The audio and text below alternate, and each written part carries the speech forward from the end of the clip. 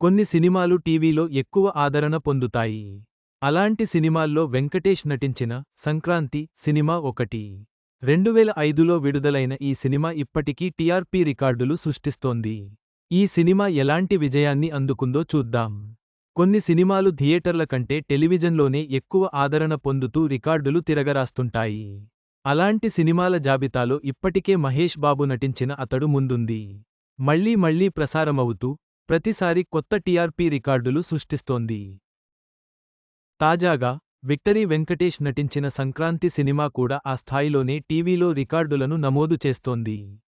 2005లో విడుదలైన సంక్రాంతి సినిమా అప్పట్లో పెద్ద హిట్టు అయింది. సూపర్ గుడ్ ఫిలిమ్స్ బ్యానర్పై రూపొందిన ఈ ఫ్యామిలీ డ్రామాలో వెంకటేష్తో పాటు శ్రీకాంత్, స్నేహ, సంగీత, శివబాలాజీ, శర్వానంద్ ముఖ్య పాత్రల్లో నటించారు.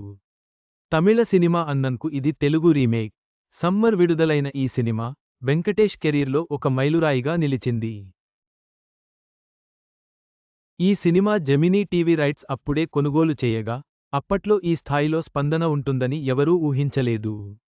కానీ సినిమా విడుదలై 20 సంవత్సరాలు దాటినా ఇప్పటికీ టెలికాస్ట్ అయ్యే ప్రతిసారీ టీఆర్పీ భారీ స్థాయిలో నమోదు అవుతోంది.